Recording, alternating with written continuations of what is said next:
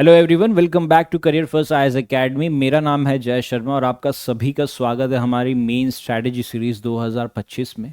ये उन स्टूडेंट्स के लिए जो अभी मेंस देने वाले हैं 2025 में या आने वाले साल यानी कि 2026 में जो मेंस देने वाले हैं। हमने इससे पहले कई सारी चीज़ें डिस्कस करी है, तो आज जो हम लेके आए हैं कि हमें एक इम्पॉर्टेंट चीज़ है जो हर स्टूडेंट मिस करता है। वो ये है कि जब वो आंसर लिखता है तो वो सभी आंसर को सेम तरीके से समझता है। जैसे हमने इससे पहले वाली वीडियो में देखा था कि हर क्वेश्चन के अंदर एक डायरेक्टिव होता है, उसके हिसाब से हमें पता चलता है कि ये क्वेश्चन का क्या टोन रहने वाला है एंड उसके बेसिस पे हम हमारे आंसर का स्ट्रक्चर डिज़ाइन करते हैं। सो सिमिलरली होता है कि जब एक क्वेश्चन के मार्क्स डिफाइन किए जाते हैं कि या तो वो क्वेश्चन 10 मार्क का है या वो 15 मार्क का या फिर वो 20 मार्क का है, तो उसके बेसिस पे हम डिसाइड करते हैं कि हमारा आंसर का स्ट्रक्चर क्या होना चाहिए। ये स्टूडेंट मिस कर देता है। स्टूडेंट हमेशा क्या करता है कि वो भले ही 20 मार्क का आंसर है तो वो जैसा 10 मार्क में लिखता है वैसा ही लिखेगा, बस इसके अंदर पॉइंट्स थोड़े से ज़्यादा बढ़ा देगा।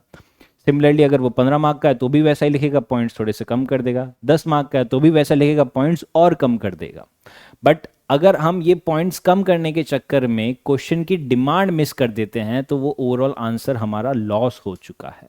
तो यहाँ पे कहने का मतलब ये है कि one size doesn't fit all, कि एक साइज सबको फिट नहीं आता है। तो हर एक क्वेश्चन का साइज अलग है, तो उसके अकॉर्डिंगली हमारा आंसर भी अलग होना चाहिए। तो हम ये समझेंगे we have to learn to adapt your structure to the questions weight, कि जितना क्वेश्चन का वेट होगा उसके अकॉर्डिंगली हमारा आंसर का स्ट्रक्चर डिजाइन किया जाएगा। ठीक है, सो बिना देरी किए स्टार्ट करते हैं with our very first slide, जिसके अंदर हमें समझना है the most important question is that why this topic matters, कि ये टॉपिक इतना ज़्यादा मैटर क्यों है। क्योंकि इसके अंदर एक चीज़ हमेशा समझो कि यूपीएससी आपसे सिर्फ आपकी टेस्ट जो नॉलेज है वो टेस्ट नहीं कर रहा है, वो ये टेस्ट कर रहा है कि आपके पास अंडर प्रेशर में, जैसे हमें पता है कि मुझे 3 घंटे में 20 सवालों के जवाब देने हैं जीएस में। अब वो 20 सवालों के जवाब मेरा पॉइंट यही रहेगा कि हर एस्पिरेंट का यही रहता है कि मुझे हर एक सवाल का जवाब देना है, क्योंकि मेरे को हर एक सवाल में 2-2, 3-3, 4-4 मार्क कम से कम मेरे को इतने लाने ही लाने, तो ही मैं फाइनल रैंक में ऊपर आ पाऊंगा। बट पॉइंट ये है कि ये सारे सवाल देने में हमें समय बहुत कम मिलता है। तो यूपीएससी आपसे नॉलेज टेस्ट नहीं कर रहा है, वो आपसे ये टेस्ट कर रहा है कि आप अंडर प्रेशर अपना जवाब आप कितने बेटर तरीके से प्रेजेंट कर सकते हो इन राइटिंग। तो वो चीज यहां पे मैटर करती है, तो वो आ जाता है हमारे आंसर के स्ट्रक्चर पे। तो कहने का मतलब ये है कि हमें पता है कि सिलेबस सेम है, ठीक है, हर स्टूडेंट का सिलेबस सेम है, हर एक स्टूडेंट का रिसोर्स भी सेम होता है, बट जो आंसर क्वालिटी होती है वो हर स्टूडेंट की वेरी करती है। क्यों? क्योंकि वो स्ट्रक्चर अलग रहता है हर स्टूडेंट का। वो 10 मार्क का है तो अलग स्ट्रक्चर होगा, 15 मार्क का अलग स्ट्रक्चर होगा, 20 मार्क का होगा तो भी अलग स्ट्रक्चर होगा। कि अगर हम 10 मार्क की बात करते हैं तो 10 मार्क में यूपीएससी आपसे क्या एक्सपेक्ट करता है कि आपको 7 मिनट मिल रहे हैं 10 मार्क के लिए, आपको 150 वर्ड लिखने हैं, तो आप यहाँ पे घूमी फिरी हुई चीजें नहीं लिखोगे, आप डायरेक्ट क्वेश्चन की डिमांड फुलफिल करोगे और आप यहाँ पे परसिशन लेके आओगे आपके 10 मार्क में। ठीक है, कि आप परसिशन पे ज्यादा फोकस करोगे। फिर अगर वो 15 मार्क का हो जाता है तो 15 मार्क में क्या होगा कि आपने एक इशू बता दिया है और फिर आपको एक बैलेंस पॉइंट ऑफ व्यू से अपना आंसर रिफ्लेक्ट कराना है कि वो बैलेंस्ड होना चाहिए। वेरेस अगर वो 20 मार्क का है तो वहां पे आपको डेप्थ और ज्यादा लेके जाना है, आपको केस स्टडीज बतानी है, तो ये चीज मेजर रहता है। तो कहने का मतलब यही है कि जो आप आंसर को स्ट्रक्चर कर रहे हो, 10 मार्क का है, 15 मार्क का है या 20 मार्क का है, तो वहां पे आपको टाइम पे ज्यादा फोकस कर रहा है। यूपीएससी आपसे देख रहा है कि आप टाइम कितना ले रहे हो, आपका वर्ड काउंट कितना हो रहा है और आप कितना डेप्थ में जा रहे हो। क्योंकि कई बार ऐसा होता है कि हमें पता नहीं चलता है, हम काफी ज्यादा डेप्थ में चले गए, हालांकि ये सवाल था तो 10 मार्क का, 10 मार्क में इतना डेप्थ में जाने की नीड ही नहीं थी, बट हम ज्यादा नीड से ज्यादा हम ओवरलुक कर दिया, राइट। तो ओवरलुक एक बहुत ही बड़ा इशू है। सो कई सारे एस्पिरेंट क्या करते हैं, वो एक यूनिफॉर्म आंसर्स लिखते हैं, 10 मार्क में भी वैसा लिखते हैं, 15 मार्क में भी वैसा लिख रहे हैं और 20 मार्क में भी वैसा लिख रहे हैं। तो वहां से क्या हो रहा है कि जो रिटर्न मिल रहा है वो बहुत ही पुअर हो रहा है, स्पेशली इन 20 मार्क, और जो हमारा GS4 में होता है, इज एथिक्स में होता है, राइट। तो यहां से हमें एक बेस बना लिया है कि किस तरीके से रहता है। अब अगर हम समझते हैं कि हमें एक बेसिक फ्रेमवर्क क्या होता है, सभी क्वेश्चन का एक बेसिक फ्रेमवर्क क्या होता है। बेसिक फ्रेमवर्क ये हमने समझा है कि एक इंट्रोडक्शन होता है, बॉडी होती है और कंक्लूजन होता है। इंट्रोडक्शन यूजुअली वो होता है कि आपका क्वेश्चन जो होता है वो क्वेश्चन में या तो आप वो टर्म को डिफाइन करते हो, आप कोई कॉन्सेप्ट समझाते हो, या फिर वो आप क्वेश्चन का एक कॉन्टेक्स्ट रखते हो। हम बॉडी पे बाद में आते हैं, पहले हम इंट्रोडक्शन और कंक्लूजन समझते हैं। और फिर कंक्लूजन में क्या होता है कि हमने जो भी आंसर लिखा है, अब कंक्लूजन लिखने के दो तरीके होते हैं। ये बहुत इंपॉर्टेंट है कि अगर मैं कंक्लूजन लिखता हूं तो उसके दो तरीके होते हैं। पहला तरीका ये होता है कि जब मैं आंसर को, जो मैंने पूरा आंसर लिखा है, मैं उसको पूरा समराइज कर दे रहा हूं। ठीक है, this is the first way. और सेकेंड वे क्या होता है कि कई बार कैसा होता है कि हम इंट्रोडक्शन को कंटिन्यू करते हैं कंक्लूजन में। अब ये कैसा होता है, ये कई सारे टॉपर्स की स्ट्रैटेजी में मैंने देखा, कई सारे टॉपर्स के नोट्स में मैंने देखा, उनके आंसर में देखा है कि मान लेते हैं कि क्वेश्चन आया है इंक्लूसिव ग्रोथ पे कि इंडिया में इंक्लूसिव ग्रोथ नहीं हो पा रहा है, तो मैं इंट्रोडक्शन में लिख रहा हूं कि इतने सारे एफर्ट डाल रही है हमारी कंट्री, बट हम इंक्लूसिव ग्रोथ अचीव नहीं कर पा रहे, कि हम हर एक सेक्शन ऑफ सोसाइटी को डेवलपमेंट में नहीं ला पा रहे।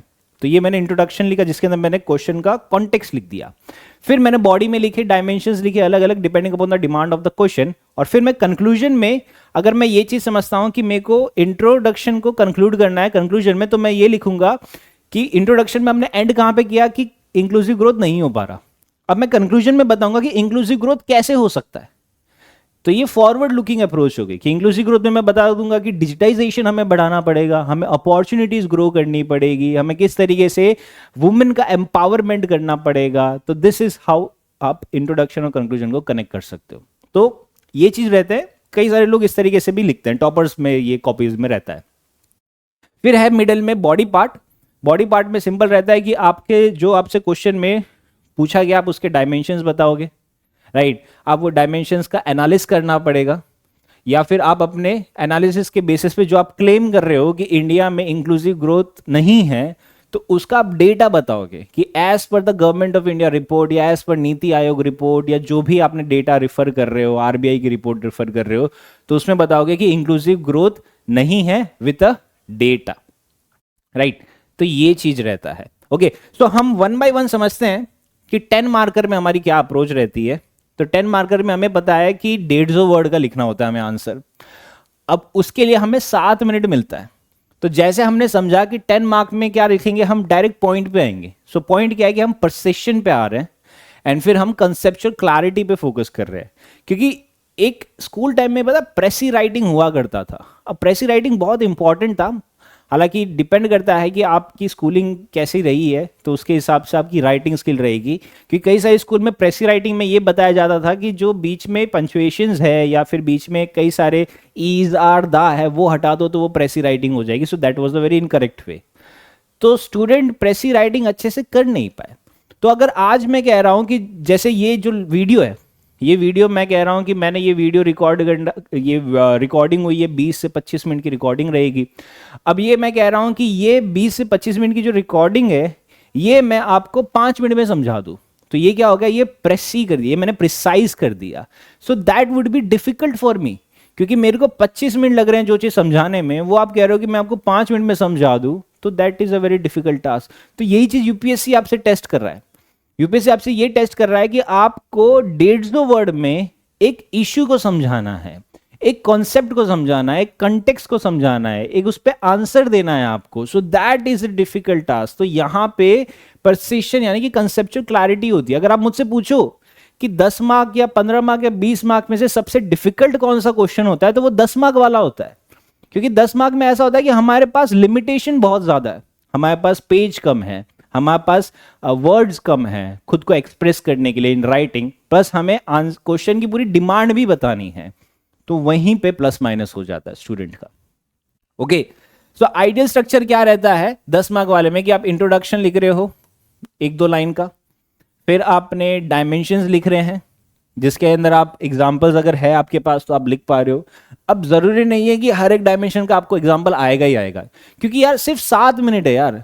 7 मिनट में आपको जो डायमेंशन याद आया वो आप लिखते जा रहे हो। अब वो डायमेंशन का एग्जाम्पल अगर डेटा आपको याद आ गया तो आप लिख दोगे, नहीं याद आ पाया तो आप नहीं लिखोगे, सिंपल है।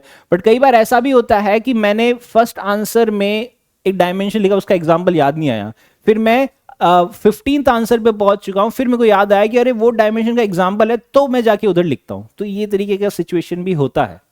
ओके, एंड फिर आ जाता है कंक्लूजन। अब कॉमन मिस्टेक क्या करते हैं स्टूडेंट, जो एस्पिरेंट होते हैं 10 मार्क वाले में, कि वो फैक्ट्स बहुत ज्यादा कर देते हैं, दे ओवरलोड विद द फैक्ट्स, और वो डायरेक्ट आंसर मिस कर देते हैं। क्योंकि 10 मार्क्स में परसिशन आ रही है कि आप डायरेक्ट ही क्वेश्चन की डिमांड बताइए, डायरेक्ट आप आंसर लिखना स्टार्ट कीजिए, कहानी मत बनाओ। एस्पिरेंट यही कहता है, क्योंकि हमने स्कूल में सीखा यही है, that's what we have learned in the schooling. क्योंकि हमें प्रेसी राइटिंग में ये बताया गया, ऐसे राइटिंग में ये बताया गया कि आप कहानियां बना दो, थोड़ा सा पेज भर दो तो मार्क्स मिल जाएंगे। तो हम क्या कर रहे हैं कि हमें डायरेक्ट आंसर लिखना ही नहीं आ रहा। क्योंकि ये चीज आप समझो ना कि मैंने 12 साल स्कूल और 4 साल कॉलेज, 16 साल ये प्रैक्टिस किया है। अब ये 16 साल की प्रैक्टिस में यूपीएससी बोल रहा है कि जो 16 साल की प्रैक्टिस से आपने एक हैबिट बनाई है, वो हैबिट आप आज चेंज कर दो। सो वो इतना इजी नहीं है, that takes time, that needs practice. तो हमें प्रैक्टिस पे ज्यादा फोकस करना है कि हमें डायरेक्ट आंसर्स लिखना सीखना पड़ेगा। जो क्वेश्चन में पूछा है डायरेक्ट वो आंसर लिखना कोशिश करो, कहानियां मत बनाओ, वर्ड से मत खेलो। ठीक है, जैसे हम एक एग्जांपल लेते हैं कि क्वेश्चन आया लेट्स से 10 मार्क में, that what is blue economy और how is it significant for India. तो अब ब्लू इकोनॉमी में यहां पे डायरेक्ट पूछा गया व्हाट इज ब्लू इकोनॉमी, तो ये 10 मार्क का है। अब इंट्रोडक्शन में मैं ब्लू इकोनॉमी की ज्यादा कहानियां नहीं बनाऊंगा, मैं इंट्रोडक्शन में डायरेक्ट इसका मतलब लिख दूंगा, that is the definition. Introduction में जो 2-3 लाइन में डेफिनेशन आएगी वो मैं लिख दूंगा कि ब्लू इकोनॉमी क्या है। ब्लू इकोनॉमी क्या है कि हमारे जो ओशन में रिसोर्सेज है उसका हमें ऑप्टिमम यूटिलाइजेशन करना है ताकि इंक्लूसिव ग्रोथ हो सके। So that is the blue economy, right. तो ये मैंने डेफिनेशन लिख दिया। फिर पूछा गया है how is it significant for India. अब ये बॉडी पार्ट में आ जाएगा कि ये हमारे सिग्निफिकेंट क्यों है हमारे इंडिया के लिए। तो मैं बताऊंगा कि ये हमारा इकोनॉमिक सिग्निफिकेंस ज्यादा है, राइट, हमारा कल्चरल सिग्निफिकेंस है, हमारा जियोपॉलिटिक यानी कि स्ट्रेटेजिक सिग्निफिकेंस है। तो ऐसे करके मैंने 4 डायमेंशंस लिख दिए। आप 4 से ज्यादा नहीं लिख पाओगे क्योंकि इतना टाइम भी नहीं मिलेगा, 7 मिनट खत्म हो जाएंगे। तो 4 डायमेंशंस आपने लिख दिए, फिर आप कंक्लूजन पे लिखोगे। अब फिर कंक्लूजन में हम या तो पूरा आंसर को समराइज कर दो, दैट टेक्स टाइम, या फिर जो इंट्रोडक्शन में हमने एंड किया गया है जहां पे, वहां से कंटिन्यू करके कंक्लूजन कर दो। कि ब्लू इकोनॉमी में हमने बता दिया कि डेफिनेशन लिखी है हमने इंट्रोडक्शन में, ब्लू इकोनॉमी क्या है, तो आप कंक्लूजन में लिख दो कि ब्लू इकोनॉमी का हम ऑप्टिमम यूटिलाइजेशन इस तरीके से कर सकते हैं, so that is way forward. क्योंकि स्टूडेंट क्या करते हैं कि स्टूडेंट के माइंड में एक बात फिट है। अगर हम बॉडी स्ट्रक्चर की बात करते हैं तो बॉडी में वो क्या करता है, वो पहले लिखता है उसका एडवांटेज लिखता है, उसका डिसएडवांटेज लिखता है और फिर वे फॉरवर्ड लिखता है, राइट, यानी कि benefit, challenges and then way forward. But इतना पूछा ही नहीं है 10 मार्क में। तो 10 मार्क में जो कंक्लूजन होता है आप उसी को ही वे फॉरवर्ड कंसीडर करना चाहिए हमें, क्योंकि इतना टाइम नहीं है और इतनी स्पेस भी नहीं दी गई है और यूपीएससी आपसे डायरेक्ट सवाल पूछ रहा है, राइट। तो जो आप लोग कर रहे हो कि आपने कंक्लूजन अलग है और वे फॉरवर्ड अलग है, वो यूजुअली 15 मार्क में होता है या फिर 20 मार्क में होता है। 15 मार्क में भी इतना ज्यादा हमारे पास रूम नहीं होता है, क्योंकि अगर हम 15 मार्क में देखते हैं तो 15 मार्क में हमको 11 मिनट मिल रहा है जिसके अंदर हमें 250 वर्ड्स लिखने हैं, यानी कि 100 वर्ड ज्यादा लिखने हैं। तो 4 मिनट और मिला है, 4 मिनट में 100 वर्ड्स एक्स्ट्रा लिखने हैं आपको। ओके, तो यहां पे जो फोकस्ड होता है हमारा थोड़ा सा बैलेंस एनालिसिस पे होता है और हम यहां पे डायमेंशंस थोड़े ज्यादा एक्सप्लोर करने की कोशिश करते हैं। तो अगर मैं एक आइडियल स्ट्रक्चर समझता हूं तो इंट्रोडक्शन में 2 से 3 लाइन का इंट्रोडक्शन, जिसके अंदर या तो आप उसका बैकग्राउंड बताओगे या जो क्वेश्चन का कॉन्टेक्स्ट है वो बताओगे। फिर बॉडी में डायमेंशंस बढ़ जाएंगे और डायमेंशंस बढ़ेंगे तो उसमें फैक्ट्स इंक्रीज हो जाएगा, एग्जाम्पल्स बढ़ जाएंगे, उसका बैलेंस आपको बताना पड़ेगा। बैलेंस इन द सेंस कि पॉजिटिव और नेगेटिव दोनों आपको बताने पड़ेंगे, क्योंकि 100 वर्ड्स बढ़ गए ना, 4 मिनट एक्स्ट्रा मिल रहे हैं आपको इसके लिए।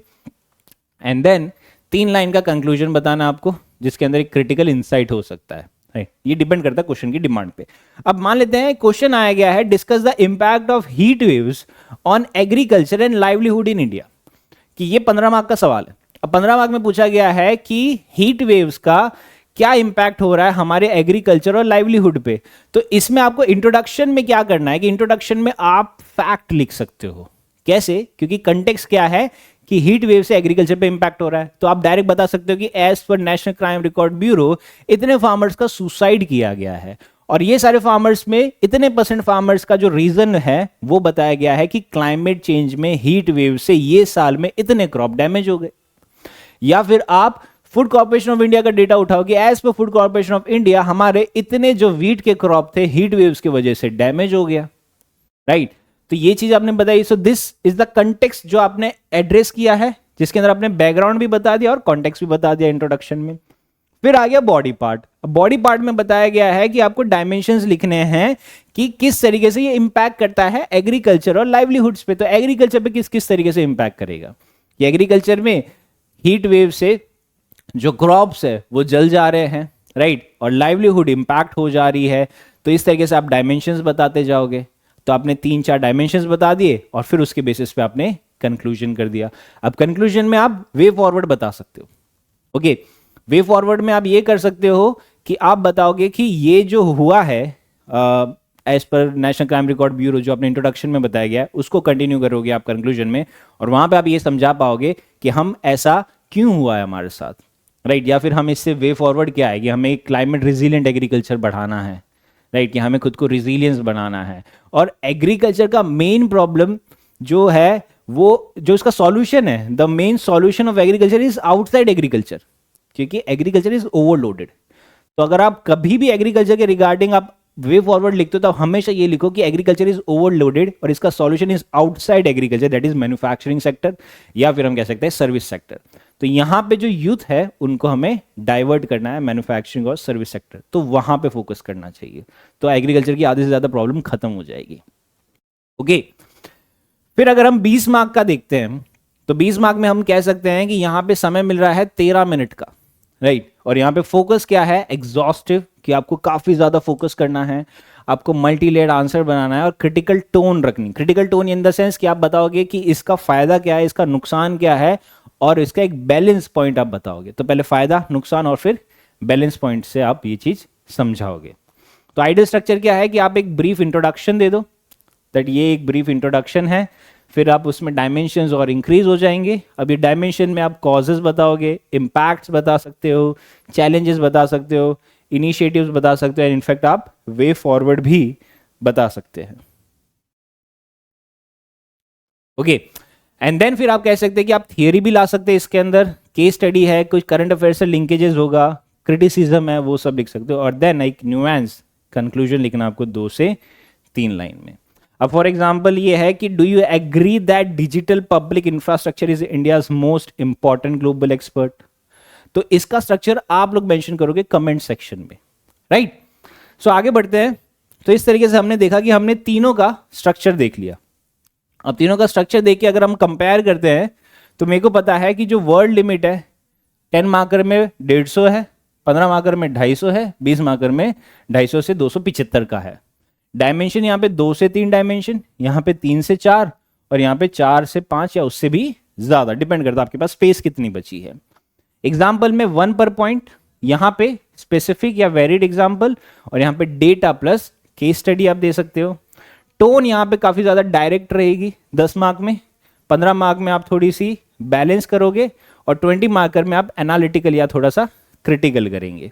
और जो टाइम होगा यहाँ पे वो 7 मिनट, ये 11 मिनट, और ये वाला 13 मिनट, राइट। बट जो मिस्टेक्स जो स्टूडेंट करते हैं वो मैं जरूर हाईलाइट करना चाहूंगा। देयर सर्टेन कॉमन मिस्टेक्स जो वो करते हैं। सबसे पहली मिस्टेक करते हैं कि वो 15 मार्कर स्टाइल का आंसर लिखते हैं और 10 मार्कर में, जैसे मैंने कहा ना कि बेनिफिट, चैलेंजेस, वे फॉरवर्ड, तो ये 10 मार्क्स में हमें पास इतनी जगह नहीं रहती, दैट इज नॉट रिक्वायर्ड, तो ये नहीं करना है।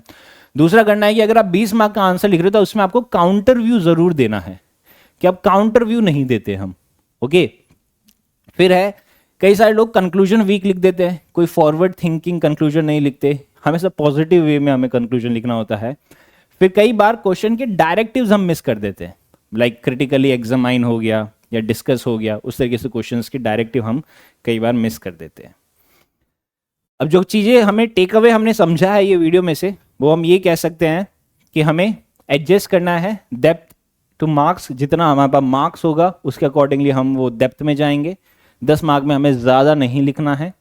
फिर हमें डेटा और केस स्टडीज़ वाइजली यूज़ करनी है, 15 और 20 मार्क में जितनी रिक्वायरमेंट है उतनी ही। फिर हमें प्रैक्टिस करना है structuring with a timer, this is very very very important. Student सिर्फ कंटेंट ढूंढ रहे हैं, वो कंटेंट को वो इस तरीके से ऑर्गेनाइज नहीं कर पा रहे जो हमें आंसर्स की डिमांड है। और फिर है कि हमें एग्जाम स्मार्ट बनना है, हमें नॉलेज रिच नहीं बनना, हमें एग्जाम स्मार्ट किस तरीके से बनना है उस पर फोकस करना है। राइट। सो आई होप आप लोगों को ये चीज़ समझ आई होगी, जिसमें हमने आंसर स्ट्रक्चरिंग और ये सारी चीज़ें समझी है. सो we'll be covering more such kind of topics in the coming videos. Till then, stay safe and study well. Thank you.